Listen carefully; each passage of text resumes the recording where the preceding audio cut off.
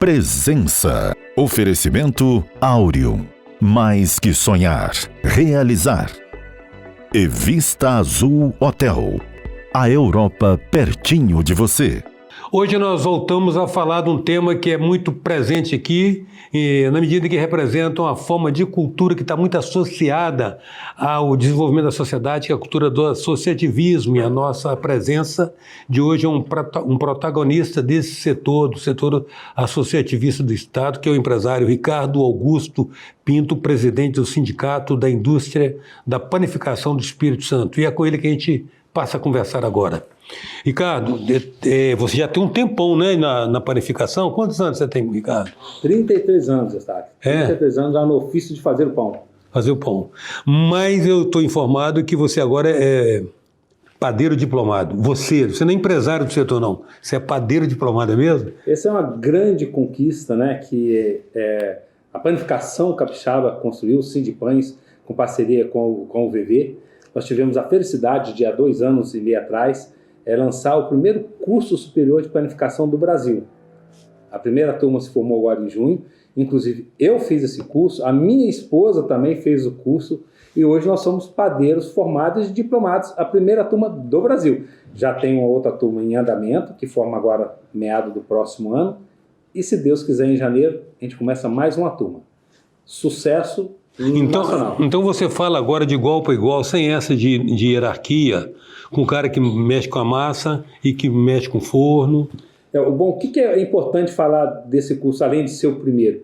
Ele aborda gestão, ele aborda marketing, segurança alimentar, o conhecimento que é mão na massa. Então a gente realmente aprende a fazer o pão, como aprende a confeitaria. Até umas pitadas de química também, né? Certamente. Tem tudo ali. O tempo da fermentação. Tem o tempo da fermentação. Tem a parte também de gastronomia, porque as padarias hoje também, muitas das padarias servem refeição. Então é um curso bem completo que dá uma condição para você melhorar a sua qualidade profissional, ou até mesmo aquele simpatizante que simpatiza pelo setor e quer conhecer mais um pouquinho, ou até eu penso em amanhã montar uma padaria, né? Então eu falo assim, vai lá fazer um curso superior que vai te dar base para isso. E aí você também, com sua própria experiência no associativismo, você tem interesse em difundir isso mais, né? Na propagação dessa nova cultura, né? Eu já sou do associativismo há mais de 25 anos, desde que eu vim para a capital. E depois que a gente é picado aí pelo associativismo, a gente entende que o bem comum, ele atende a todos e todos crescem, né? E quando a gente passa a enxergar isso, até o próprio negócio da gente realmente ele progride melhor, né? Ele avança melhor. E o Sindipães sabe muito bem isso, né? Aí eu aproveito de saudar o nosso amigo e querido, saudosista Elcio Rezende, né? Que nos ajudou, sou fruto aí, sou bichinho picado por ele, que inclusive em outros segmentos... É um ícone do associativismo ele. Em outros segmentos aí, ele sempre impulsionou, não só da panificação.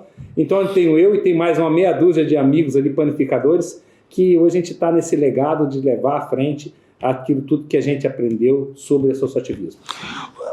O Ricardo, as padarias pela diversificação de linha de produto que hoje oferece também para poder agregar mais valor nas suas opções de faturamento, elas vendem até pão, né? Correto. Mas o pão francês continua sendo o principal personagem da padaria, né? O pão francês é o carro-chefe realmente, não é só a forma de dizer. Hoje ele ainda é o produto mais importante numa padaria. Se o pão francês não tiver qualidade, a padaria com certeza não vai ser bem sucedida. Não tem chamariz. Não tem chamariz. Então, um pão francês de qualidade é muito importante. É cultural do brasileiro, do capixaba, levantar de manhã e ir à padaria comprar um pão, né? E a gente quer que isso continue cada vez mais preservando a qualidade. Inclusive o pão francês, há pouco tempo nós fizemos uma normativa, tem uma BNT do pão francês, justamente para padronizar, criar um direcionamento do que seria o pão francês de qualidade. E isso a gente anda, inclusive com o apoio do Sebrae, fazendo vários treinamentos em várias padarias para que a gente melhore a qualidade do pão nesse sentido. Um padrão, um protocolo. Exatamente, tá? De procedimentos, qual é o tamanho ideal, qual é a coloração ideal, a pestana, o corte, né? Tempo de fermentação, como ele tem que ser. Isso dá um direcionamento ao profissional para estar mais dentro daquilo que a gente acredita que seja o ideal que o consumidor procura. Mas atendido o principal personagem, então, que é o pãozinho francês, aí vocês diversificam muito, né? Serviço de restaurante, de lanchonete, de tudo, né? Eu faço uma leitura aí, sabe? Porque há um tempo atrás, né, você vê que muitos segmentos foram acabando do comércio, como açougue, pequenas mercearias, e padaria isso não. Você pode ver que as padarias raramente fecham, e aí ela foi na contramão disso aí, fazendo o quê? Inovando. Então hoje, a gente tem um pãozinho francês, mas a gente tem ali um bom café da manhã, a gente tem um almoço, a gente tem um lanche da tarde, a gente tem até uma ceia. Tem muita padaria que fazem caldos, né? Que as pessoas gostam de ir ver na padaria para tomar um caldo, isso acontece. Então, você faz a sua primeira refeição do dia e até a última refeição, né? E fora ali, sempre a gente tem alguma coisa que você está precisando em casa. Você está precisando de alguma coisa de mercearia, de repente a gente tem alguma coisa ali para te socorrer. Alguma coisa de hortifruti também a gente tem. Temos pizza, né? Então, o segmento de panificação hoje realmente não é só pão. E as padarias têm cada vez mais aprendendo a fazer isso. E esse é um desafio, tá? Ele foi uma solução para o segmento, tá? De implantar esses serviços dentro das lojas, mas um desafio porque isso agregou mais mão de obra. E hoje, a maioria dos setores tem dificuldade de conseguir mão de obra. O que em tese aumentaria, inclusive, a contribuição social do setor, né? Na medida que gera mais emprego. Mas encontrar essa mão de obra parece que é meio complicado, né? Exatamente. Está meio complicado. Hoje, qualquer padaria, uma padaria pequena, hoje é normal você encontrar 20, 25 colaboradores. As padarias melhores aqui de Vitória, que é o pessoal que mais conhece, normalmente elas têm de 70 a 100 funcionários. Olha como as pessoas não imaginam. Às vezes, quando eu estou batendo papo com um cliente ou com um amigo, eu faço essa pergunta aí: quantos funcionários você acha que eu tenho aqui? Eu falo, você deve ter uns 20, 25. Eu falo, tem 80. Aí o cara se assusta. Então, olha a dificuldade que a gente tem de gerir pessoas, de encontrar essas pessoas, né? O curso superior é um mecanismo para isso, para a gente valorizar o profissional e o reconhecimento de que ele é um artesão, que ele é um profissional de qualidade. Inclusive, eu tive recentemente na Alemanha, chama aqui uma comitiva, também com o apoio do Sebrae. Nós somos agora na IBA, na Feira Internacional da Panificação, a maior feira da panificação do mundo, né? E lá nós fomos também visitar várias padarias, inclusive uma padaria que daqui a 8 anos faz 700 anos. Ela tem 150 pontos de venda, tá? Ela faz só 25 pães, só pão, ela só vende pão, tá? E tudo ainda no processo de fermentação natural, que é uma grande tendência, tá? No Brasil, cada vez mais os nossos clientes estão aprendendo a consumir esse produto de fermentação natural. É um pão que tem um pouquinho de uma acidez, uma casca um pouquinho mais firme, mas o consumidor está buscando já esse produto. Inclusive, já está tendo casas especializadas neles. Isso no ponto de fermentação lenta, exatamente. Demorada. O que tem implicações econômicas, né? Porque certamente tem um custo maior, né? É um pão que normalmente ele tem 18... Você sai de um processo de 3, 4 horas de fermentação para 18, 24 horas de fermentação. Então, ele é outro padrão de produtividade também. Muda todo o seu processo, mas nós ganhamos aí na saudabilidade. Sabe? É mais saudável. É um pão mais saudável, é um pão que ele é mais digestivo, ele é um pouco mais saboroso. Inclusive, normalmente, esses pães a gente coloca muito grãos nele. A gente enriquece a farinha, né? A farinha de centeio ou a farinha branca mesmo, a gente enriquece com a variedade de grãos que a gente coloca nele. E aí ele fica um pão ainda muito mais rico em fibras, né, e vitaminas.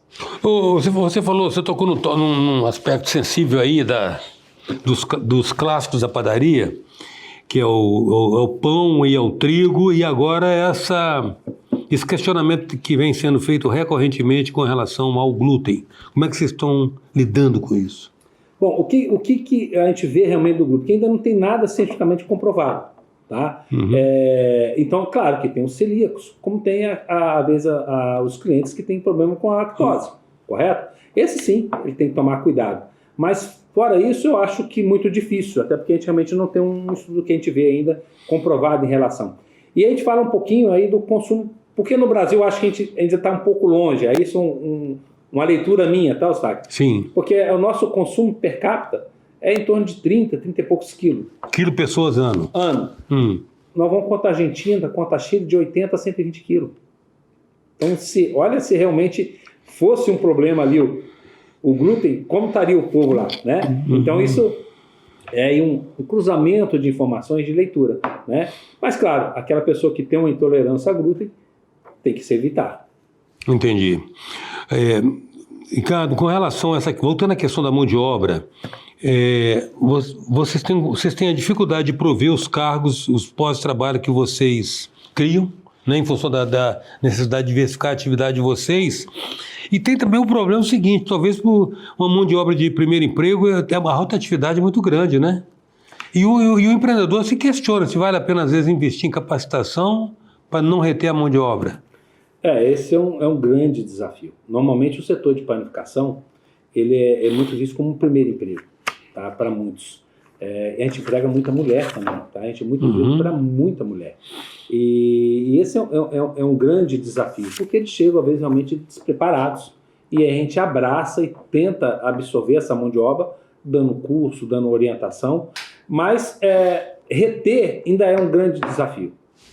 Tá? Reter esses profissionais é um grande desafio. E o nosso processo, repito aqui, ainda é muito artesanal.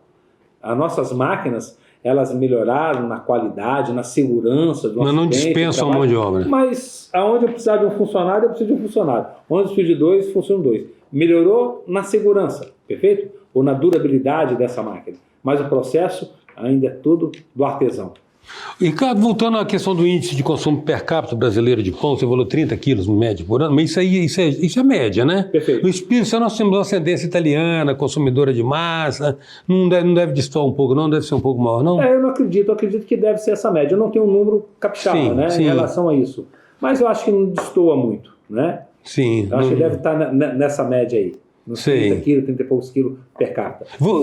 Do que você viu lá na IBA? Você viu lá na IBA, o que antecipa de tendências para nós aí, com o setor, que você, inclusive, como o cara do setor, tem a função agora de propagar e prevenir a galera, as mudanças que vem aí. Isso aí, nós vemos aí em 8 cabeças pensantes, vamos dizer assim, né, que fomos lá buscar realmente. Esse é o motivo da gente sair daqui numa comitiva, né, com o apoio do Sebrae que nós tivemos, que é realmente pegar o que tinha de informação, e aí vem o associativismo, né, aí vem a figura do Sindipães, a nossa representação de divulgar, de propagar as informações que a gente viu lá. Então, olha bem, eu visitei 3 escolas de formação de mestre padeiro. Olha que interessante, isso em Munique. Uma escola que é do sindicato de formação de mestre padeiro, uma pelo município, entendeu? Munique, tem uma escola municipal que forma mestre padeiro, não só padeiro, como mestre açougueiro, mestre cabeleireiro, essas profissões... Qualifica o cara para empreender. Exato. E aí você lá, para você abrir uma padaria, você tem que ser mestre. Ou você tem que contratar um mestre, como a gente faz aqui com farmacêutico, né? Sim. Então, olha como é que o pão tem importância. Como é que o padeiro lá, ele é importante porque ele é realmente uma figura que lá ele fala assim, é um artesão. Toda hora quando você vai para a padaria, não fala padeiro, não, o artesão. Toda hora quer lembrar que ele não está ali, ele tem um treinamento melhor, ele tem uma importância maior no segmento. Ricardo, o que você poderia deixar de toque, de orientação para seus colegas de setor, como procedimentos que você considera essenciais para serem observados na gestão dos seus negócios? Eu acho assim, eu vejo que o setor de panificação, não só capixaba, brasileiro, nós temos 2 desafios. Um deles que nós falamos aí, da retenção e qualificação de mão de obra, né? Esse é um grande desafio. O outro, olhar para dentro, né? Eu acho que ainda o panificador, ele tem que se ver como empresário da panificação. Então ele vê qual é realmente o seu papel, qual é realmente o seu comportamento. Hoje nós temos várias exigências trabalhistas, sanitárias, que são importantes e devem ser cumpridas, mas para isso você tem que ter gestão, você tem que ter conhecimento. Se você está muito no processo, você não consegue fazer isso. Então esse é um trabalho de um comportamento, do empreendedor, do empresário da panificação. Então ele tem que começar a enxergar que ele tem que se ver diferente e mudar seu comportamento. Eu acho que esse é um grande desafio, seria uma dica que eu dou para os panificadores capixabas, para ficar atento a esse comportamento, para ele adequar isso dentro da sua empresa. Quero agradecer muito, Ricardo, a sua presença. Eu que agradeço o convite de estar aqui, poder ter essa oportunidade de falar do universo da panificação, não só nacional, um pouquinho mundial, do capixaba, desse segmento maravilhoso que o capixaba abraça, né? Todo mundo quer tomar o cafezinho na padaria. Todo mundo tem a sua padaria. Tem a sua padaria. Quando eu falo, a padaria do meu bairro, a minha padaria. Isso é muito gostoso. É uma das coisas que incentiva a gente a ser um empresário da panificação. Hoje a presença do presidente do Sindipães, Sindicato da Indústria da Panificação do Estado do Espírito Santo, o empreendedor Ricardo Augusto Pinto. Até já.